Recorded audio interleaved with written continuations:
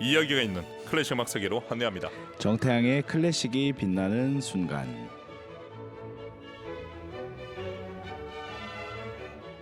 들을수록 좋아지는 클래식 음악, 재미있게 듣고 더 친해질 수 있습니다. 오늘도 클래식 음악 세계로 우리를 안내해줄 피아니스트 정태양 선생님 나오셨습니다. 안녕하십니까? 네, 여러분 안녕하세요. 피아니스트 정태양입니다.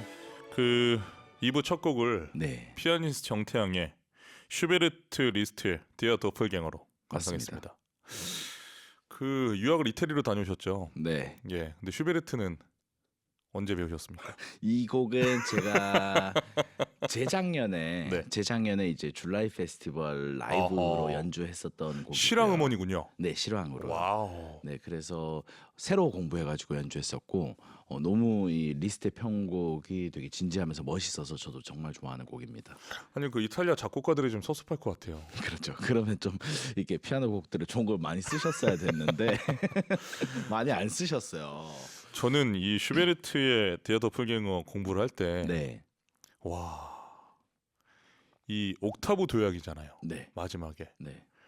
이 드라마틱함은 어떤 오페라 아리아보다도 강렬하다라는 생각했는데 선생님 생각 어떠세요? 맞아요. 짧으면서도 그 음침한 분위기와 드라마틱한 걸 잘 표현하고 있는 것 같고 네. 제가 이제 연주 이제 음원이 나갔던 여러분들이 들으셨던 이 리스트의 피아노 솔로 편곡 버전도 그런 분위기를 굉장히 잘 담고 있는 것 같아요. 제가 공부를 할 때 헤르만 프라이 디스카우 네, 들었는데 솔직히는 이제 학생 때는 네. 이 곡만큼은 브린터필이 좋았거든요. 좀 더 연극적이라서 그러셨던 그런데 것 같아요. 지금 들으니까 디스카우가 더 드라마틱하더라고요. 이렇게 클래식 음악이 계속 이렇게 생각이 변화해 가는 그렇죠, 장르인 그렇죠. 것 같아요.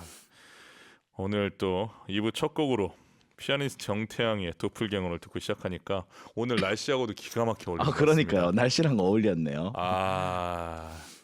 어떻게 이틀 전에 공연은 잘 보셨습니까? 너무 잘 봤어요. 제가 정경 교수님 이제 콘서트를 보고 왔어요. 그래서 이제 세종문화회관이라는 큰 곳에서 제가 열심히 보았습니다. 너무 좋았어요. 제가 칵테일 효과라고 하죠. 자기가 이제 아는 가까운 사람이 있으면 주변이 안 보이고 뚜두두두두 보이는데 우리 피디님도 만났고 제가 네.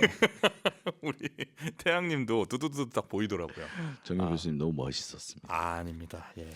다행히 무대가 커서 날씬하게 나왔다는 위로를 받고 있습니다. 자, 오늘 소개해 주실 곡은 어떤 곡입니까? 네, 모차르트의 음악적 농담 퀘일 번호 522번 중에서 1악장 알레그로 소개해 드리려고 합니다.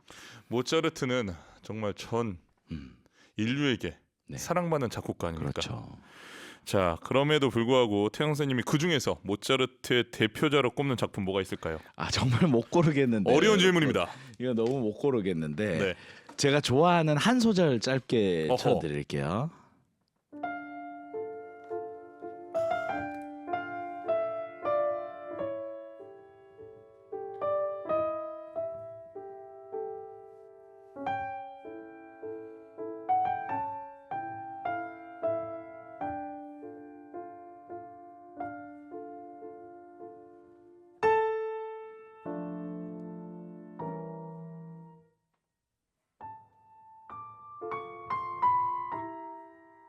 이런 곡이 있습니다. 모차르트의 이제 환상곡이라는 작품이 있고요. 오늘 날씨랑 기가 막힌데. 네, 저는 개인적으로 굉장히 좋아하는 곡이고 나중에 정말로 제가 연주하면서 소개해드려야 되겠네요.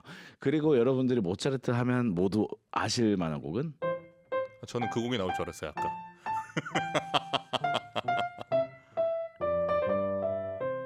이런 작은 별 변주곡이 있죠. 선생님, 그런데 전에 환상곡은 네, 너무 쇼팽처럼 치신 거 아닙니까? 너무 감성 너무 충만인가요? 감성이 막 그리고 그 다음 음정 나오는 타이밍이 되게 늦었죠. 모차르트 타이밍은 아닌데 쇼팽 드뷔시의 타이밍인데. 지난주 드뷔시에서 못 태어나. 그런 것 같아요. 그래서 너무 뭐랄까 심쿵했어요. 그러니까 모차르트 타이밍이 나오지 않으니까 괜히 막 기다리게 되고. 맞아요. 제가 이 멘트 할 줄 알았죠. 알았어요. 안 넘어갈 줄 알았죠. 제가 거기서 눈을 감고 있으면서 너무 길었나 이렇게 생각했어요. 아, 행복합니다. 천국에서 모차르트가 얼마나 우리를 재밌게 바라고 있겠습니까? 그렇게 재밌는 걸 좋아하는 모차르트인데 오늘 네. 작품은 더 그런 경향을 많이 가지고 있습니다. 아, 그렇군요. 요 녀석들 봐라 하면서 볼 것 같습니다. 자, 모차르트가 오늘 주제곡인 음악적 농담을 작곡한 이유 뭘까요? 네, 먼저 이제 부친이었던 레오폴트 모차르트에 대한 아하. 추모의 의미를 담고 있다고 생각하고요. 네. 이 아버지 또한 유머 감각이 풍부한 작곡가였습니다. 그래서 유쾌한 작품을 많이 남겼고 모차르트가 부친의 유산을 회고하면서 작곡한 일종의 음악적 헌사 또는 추모의 의미를 지닌 작품으로 해석이 되기도 합니다. 그리고 이 모차르트가 음악적 농담이라는 작품에 대해서 사실은 왜 이것을 작곡했는지 어떤 용도로 사용했는지에 대한 명확한 기록이 남아 있지는 않습니다. 그런데 우리가 모차르트의 인생을 생각하고 또 여러 작품들의 경향을 봤을 때 그가 살아가던 시대적인 맥락에서 해석이 가능한데요. 먼저 유머와 풍자의 의도를 읽을 수 있습니다. 모차르트는 오페라도 그렇고 피아노곡, 교향곡 등등에서 유머 감각이 탁월하고 음악 속의 재치와 위트를 많이 담아낸 인물이었습니다. 그래서 이 작품이 단순히 음악적 농담, 농담처럼 우스꽝스러운 음악을 만든 것이 아니라 작곡 기법이 부족한 음악가들이 이 당시 모차르트 시대의 어떤 음악적 양식들을 흉내내는 그런 행태를 정교하게 풍자한 패러디 작품이라고 할 수 있습니다. 선생님, 작곡 기법이 부족한 음악가의 양식이 무슨 말입니까? 그러니까 모차르트는 네. 사실 이른 나이에 모든 것을 통달한 사람이었습니다. 그 당시에 누구보다도 앞서갔던 사람이고 네. 트렌드를 이끌었던 사람이거든요. 네. 그런데 이 작품 속에서 고의적으로 형식에 어긋난다든지 불협화음이 난다든지 그리고 반주부가 너무 어색하다든지 그런 것들을 모차르트가 만약에 진짜로 그것을 사용한다면 실수잖아요. 음악적으로 전혀 말이 안 되는. 그런데 이 작품 안에 그것들을 교묘하게 배치함으로써 청중들이 그 모순을 인식하고 웃음을 유발하도록 했습니다. 이야, 오늘 하루 또 재밌는 걸 배우는데요. 작곡 기법이 부족한 음악가의 양식이다. 모차르트는 이른 나이에 워낙 천재였기 때문에 그 구조를 다 알고 있었지만 그 구조가 빠지는 부분들이 그렇죠. 있다라는 거군요. 네. 아, 알겠습니다. 당시 음악적 환경에 대한 비판도 이 작품에서 담고 있다는 생각이 드는데 어떻습니까? 맞습니다. 당시 시대적인 음악 풍토에 대한 비판이 담겨 있다고 할 수 있습니다. 18세기 후반 유럽에는 작곡 능력이 부족한, 그러니까 말하자면 프로 작곡가를 표방한 사실은 아마추어 작곡가들이 귀족의 후원을 받기 위해서 형식적으로 당시의 음악 트렌드를 흉내내는 경우가 많았습니다. 그러니까 너무나 전문가이고 뛰어났던 모차르트 입장에서는 이 음악적 농담이라는 작품을 통해서 이런 모방들이 비판되어지지 않는 그 풍토 그리고 형식적 과잉의 문제점을 비꼬고 동시에 진정한 작곡이란 무엇인지를 역설적으로 드러내고자 했던 것으로 보입니다. 그렇군요. 어떤 연주자들은 모차르트 자신에 대한 성찰을 담고 있다라고 또 평가하기도 하던데 우리 태양 선생님은 생각이 어떻습니까? 네, 자기 자신에 대한 해학적 성찰을 담고 있다고도 생각을 합니다. 이 작품이 단순히 타인들, 그러니까 작곡 실력이 부족한 다른 작곡가들을 풍자하는 데 그치지 않고 자기 자신에 대한 어떤 해학적인 고찰로 볼 수 있다고도 주장을 하는데요. 그러니까 형식미와 조화로운 구조를 누구보다 잘 이해했던 이 모차르트가요. 오히려 그것을 의도적으로 파괴함으로써 예술의 본질 그리고 형식, 내용의 관계들 그런 것들에 대해서 스스로 질문을 청중들에게 던지고 있다는 생각을 하게 하는 작품입니다. 그 동시대를 살았던 작곡가들 입장에서는 조금 속상하기도 할 것 같아요. 기분이 좀 나빴을 것 같죠. 예. 왜냐하면 구조적인 이해가 지금 말씀하신 것처럼 모차르트는 탄탄한데 그렇죠. 그 구조에 도달하지도 못한 작곡가들이 솔직히 있을 거 아닙니까? 있죠. 그럼에도 불구하고 모차르트는 그 구조에 도달했는데 다시 그 구조를 다시 또 파괴해버리는 그렇죠. 형식의 이런 작품을 발표할 때 조금 자괴감도 들겠다라는 생각이 드네요. 그런데 다른 이 풍자의 대상이 되었던 많은 작곡가들이 예. 이 곡이 뭐가 잘못됐는지를 못 알아챘을 수도 있을 것 같아요. 와. 모차르트는 그것까지도 생각하지 않았을까 그런 생각이. 도대체 몇 번 꼬는 겁니까 이거? 그렇죠. 와. 자, 모차르트가 음악적 농담 쾌해번호 521을 발표했을 때 그렇다면 당시 사람들의 반응은 어땠습니까? 네, 일단 당연히 이 형식미를 추구하던 시대였기 때문에 사람들이 많이 놀랐고 또 혼란스러웠던 반응이 있었습니다. 네. 그리고 사실 관객들이 뭔가 조금 이상한데 도대체 내가 이것에 좋다고 반응을 해야 될지 나쁘다고 반응을 해야 될지 갈피를 잘 잡지 못했다고 합니다. 그리고 당시에 일부 음악과 평론가는 모차르트가 이 작품을 통해서 그 조롱하고 풍자한다고 이렇게 발표를 해버렸기 때문에, 그리고 예술적인 도전으로 받아들이기도 했습니다. 모차르트가 당연히 깊이 이해하고 있었기 때문에 농담을 했다. 이 음악을 가지고 재미있게 놀았다라고 평가를 하기도 했습니다.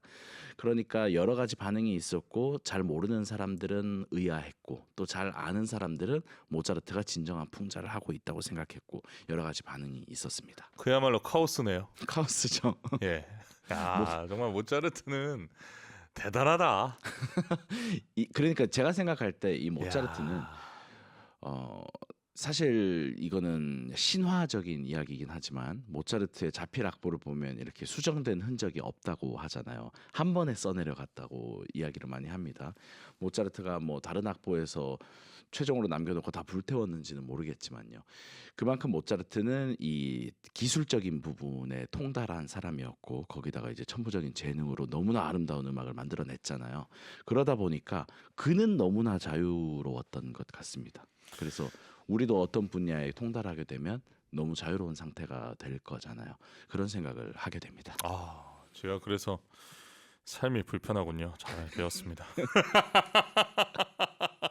통달하지 못해서. 아니에요. 제 생각에 모차르트는 절대 악보를 모아서 태울 성격이 아닙니다. 어, 예, 그리고 그럴 시간도 없었을 거예요. 그렇죠. 그리고 굉장히 귀찮아했을 겁니다. 정말 인정하기 싫지만 그는 그냥 한 번에 썼을 것 같다라는 그런 생각이 모차르트를 연주하면서 항상 느끼거든요. 그렇죠. 머릿속에서 그냥 다 정리했다고 하더라고요. 그리고 모차르트가 정말 대단한 게 네. 똑같은 오케스트레이션에 네. 똑같은 성악부의 그 멜로디를 반복을 해서 넣어도 네. 두 번째 연주할 때는 다르게 연주를 할 수밖에 없게끔 연주자에게 영감을 주잖아요. 그렇죠. 저는 특히 이제 뭐 피가로의 결혼에서 네. 그 알말바 백작이 아리아 에 주빌라르미 파에 이거 두 번 나오잖아요. 네, 계속 나오잖아요. 네. 근데 똑같이 부를 수가 없게끔 도대체 모차르트는 어떤 마법을 악보에 걸어놓은 건가? 그렇죠. 그러면서 이제 동시에 청중들도 너무나 열광하게 되는 효과를 만들죠. 자, 다시 모차르트의 음악적 농담으로 돌아가겠습니다. 쾌해번호 522 희락장 알레그로는 어떤 작품인지 구체적인 소개 부탁드립니다. 네, 그래서 정확한 동기는 알 수 없지만 형편없는 어떤 음악가가 자신이 작곡한 음악을 연주한다라는 설정하에 있다고 우리가 추측을 하는 거죠. 예. 단순히 서툰 연주를 흉내내는 것이 아니라 이 곡 자체를 그냥 그렇게 써놨어요. 그러니까 예를 들어서 아까 전에 제가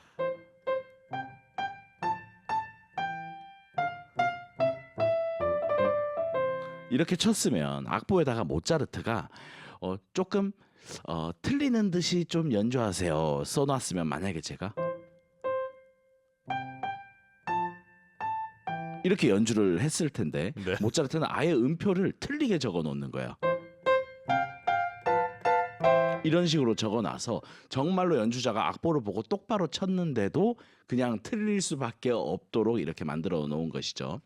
그리고 이 1악장은 그 당시에 유행하던 고전적인 소나타 형식을 이제 흉내 내려다가 실패하는 것을 담고 있습니다. 야, 악보에다 틀린 음정을 넣어 놓는다. 맞는 음정을 치면 틀리게 되는 거죠. 와, 참 대단합니다. 이렇게 실패한 소나타 형식은 어떻게 나타나고 있습니까? 네, 이 실패한 소나타 형식과 함께 음악적 유머들이 많이 담겨져 있습니다. 네. 일단 이 음악이 시작하는 부분을 조금 들려드릴게요.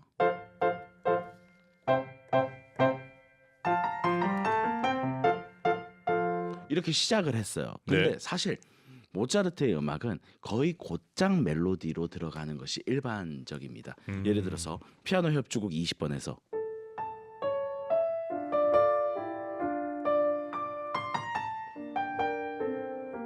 바로 뭔가 우리가 빠져들어갈 수 있는 장치를 사용하는데요. 이 곡에서는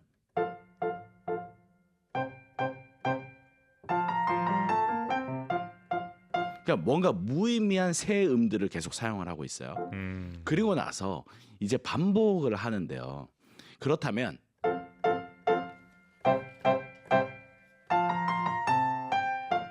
반복할 때도 시작을 해야 되는데 반복할 때 그것을 빼버리는 거예요. 그냥 그래서 이 당시에는 네 마디를 연주하고 네 마디를 연주해야지 이게 대칭이 맞는데 네 마디를 연주하고 세 마디를 연주하는 뭔가 이상한 구조가 조금 틀어져 있는 것을 만듭니다. 그리고 나서 조금 더 음악이 진행되는데요. 이렇게 이렇게 연주를 했으면 그 다음에는 뭔가 의미 있는 멜로디가 나올 법도 하잖아요. 그런데 절대로 나오지 않습니다. 뭔가 장난 같은 무의미한 이런 효과를 사용합니다. 그리고 중간에 비올라가 이렇게 음을 빠르게 연주하는 트레몰로를 연주하는데 그냥 아주 어설프게 뭔가 우아한 효과를 내려고 합니다.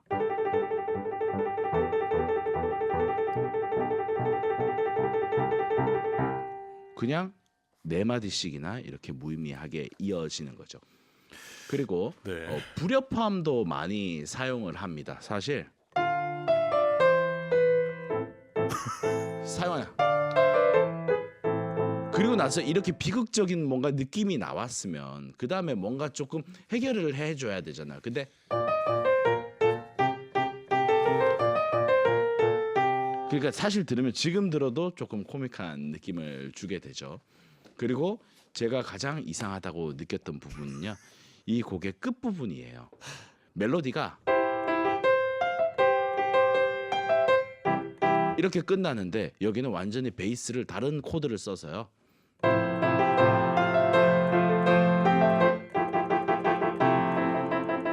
이렇게 뭔가 이상한 음악으로 끝을 내버리는 거예요. 그러니까 마지막에 가서는 정말로 엉망진창이 되면서 끝나는 효과를 주게 됩니다.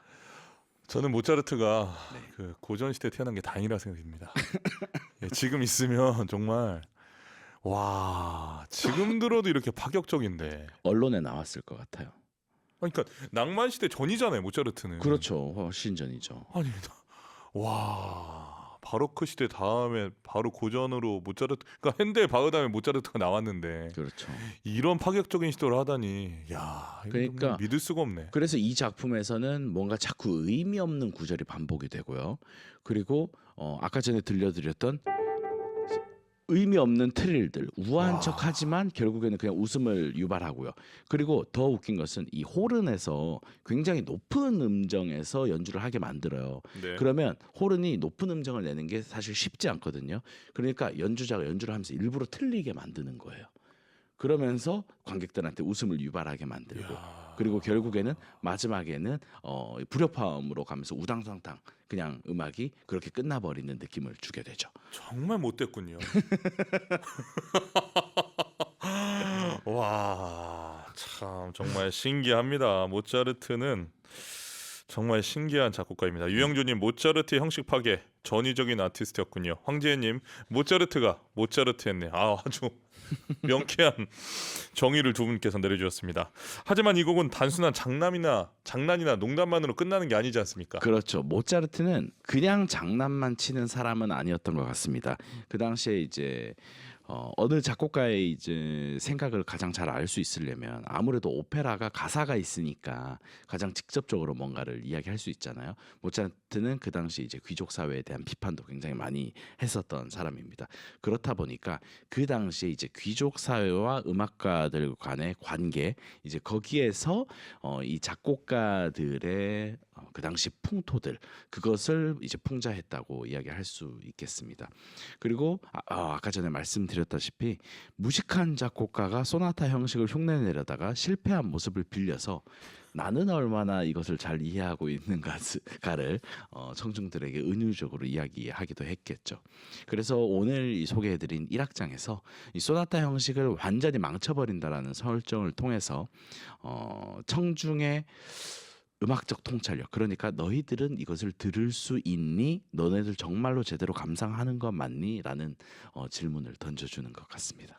저는 오늘 이 제목 음악적 농담을 통해서 이 농담이라는 정의를 다시 내려야겠다. 음. 아, 이런 농담은 모차르트 정도 돼야지 음악적으로 농담을 할 수 있는 거구나. 절대 내가 어디 가서 음악적으로 농담을 하지 말아야겠다라는 오늘 다짐하게 됩니다. 저도 그렇게 생각하게 되네요. 와, 모차르트가 오늘 방송을 위해서 보고 있다면 한쪽 입꼬리를 올리면서 웃고 있을 것 같습니다. 자, 음악적 농담 K번호 522 감상 포인트 짚어주시죠. 네, 여러분께 제가 알려드린 것 이외에 도대체 어떤 부분들이 이상한지를 여러분들이 발견해 주셨으면 좋겠고, 그리고 실제로 이 곡에서 연주자들이 뭔가 틀리고 있는데라는 생각이 드는 부분들이 사실은 모차르트가 그렇게 악보에 써두었다는 것을 생각하셨으면 좋겠습니다. 네, 알겠습니다. 오늘 정태영의 클래식이라는 순간에서 소개한 모차르트 음악적 농담 K번호 522 1악장 알레그로를 오르페우스 체인버 오케스트라 연주로 들려드립니다. 모차르트의 음악적 농담 K번호 522 1악장 알레그로를 오르페우스 체인버 오케스트라 연주로 감상하셨습니다. 이 쾌활함, 유쾌함, 이 유머하면 빠지지 않는 인물이 또 하이든 있지 않습니까? 네, 맞습니다. 이 하이든의 이 고급진 유머 모차르트 좀 닮은 것 같은데 어떻게 생각합니까? 조금 다르다고도 할 수 있어요. 하이든이 사실상 조금 더 선배거든요. 그런데 이 하이든은 청중을 향해서 뭔가 유쾌한 장난을 칩니다. 놀람교향곡에서 조용하다가 갑자기 너무 큰 소리를 내가지고 사람들을 놀라게 한다든지. 그래서 하이든의 유머는 같이 웃자 하는 그런 초대처럼 느껴지고 청중과의 교감을 바탕으로 합니다. 그런데 반면에 모차르트의 유머는 풍자와 아이러니에 가깝습니다.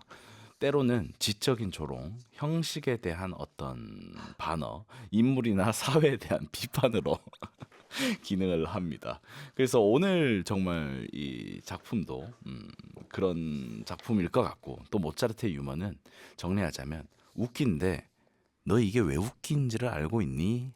라고 우리에게 말하는 것 같은 조롱이죠. 그 조롱이죠. 조롱이죠 이거는. 그러니까 저는 오늘 또 무슨 생각을 했냐면 하이든은 지금 말씀하신 것처럼 참 이 유머 자체도 초대다. 네, 네. 예, 다 같이 듣고 즐기고 즐기자. 네, 좀 한마디로 더 노블한 느낌이고 그렇죠. 모차르트는 왜 베르디와 푸치니가 또 영향을 받았는지 오늘 알 것 같아요.